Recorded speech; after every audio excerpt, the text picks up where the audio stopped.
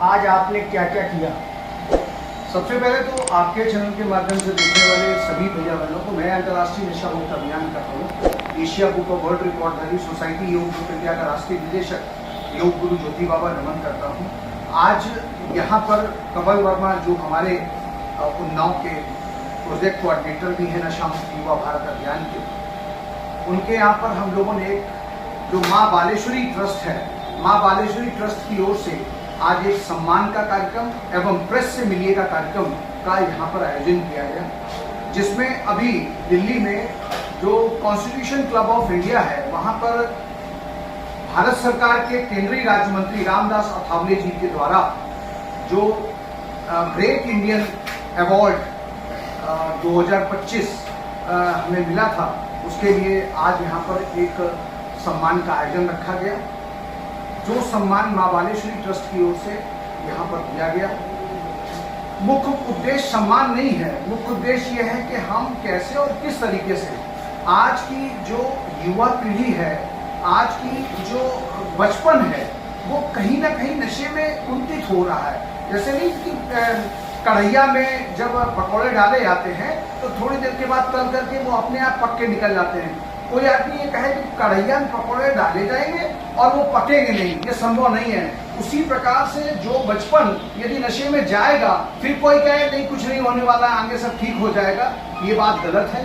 2047 में जो यशस्वी प्रधानमंत्री भारत सरकार ने एक लक्ष्य रखा है कि इस देश को हम विकसित राष्ट्र बनाएंगे, और उस समय हम आजादी की शताब्दी वर्ष मना रहे होंगे।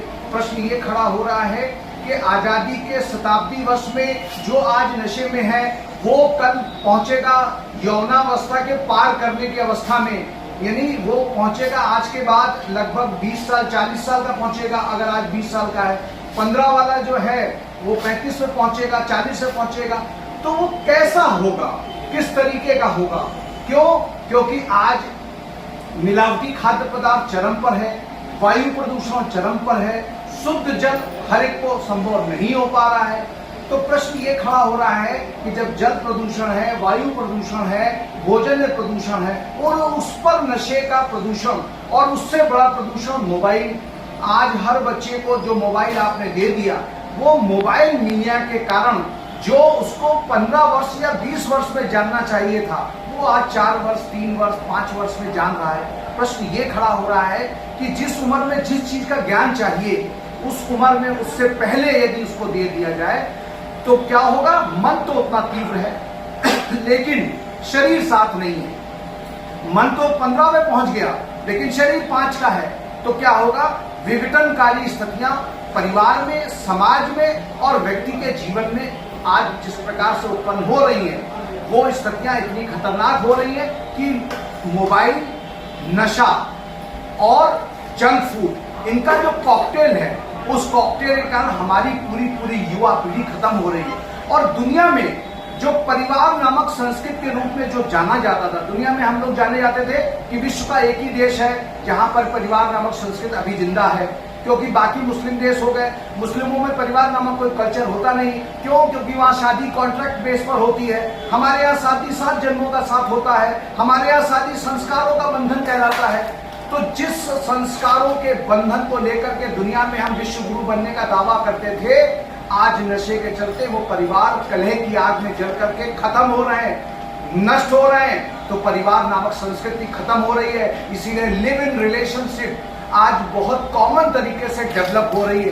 ये कैसी कल्चर है? हमारे देश की तो ये कल्चर थी नहीं, हमारे देश की तो ये परंपरा थी नहीं। हम कहते हैं हम गीता को मानने वाले हैं, हम कहते हैं हम रामायण को मानने वाले हैं, हम कहते हैं श्री रामचरितमानस को हमारा मानस ग्रंथ है। कि कैसे एक तरफ हम इस तरफ चल रहे हैं और दूसरी तरफ ये व्यवस्थाएं बच्चों को मिल रही हैं। और जिस प्रकार से बचपन डेवलप होगा, जिस प्रकार से बचपन पलेगा, पोषित होगा, उसी प्रकार से तो यौवन बनेगा, और जैसा यौवन होगा देश का भविष्य वैसा ही होगा। इसलिए आज आपके चैनल के माध्यम से देखने वाले सभी भैया बहनों से केवल एक ही निवेदन करूंगा मैं ज्योति बाबा, कि अगर बचपन आपको बेहतर बनाना है तो उसकी शुरुआत अपने अपने घरों से करिए। ये मत कहिए कि सरकार करे आकर के।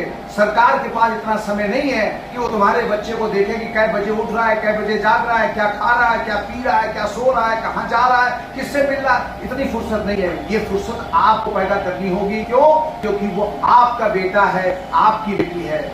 आज वक्त की पुकार है, समय की मांग है कि जिन 7.5 लाख लोगों ने इस देश को गुलामी से आजादी के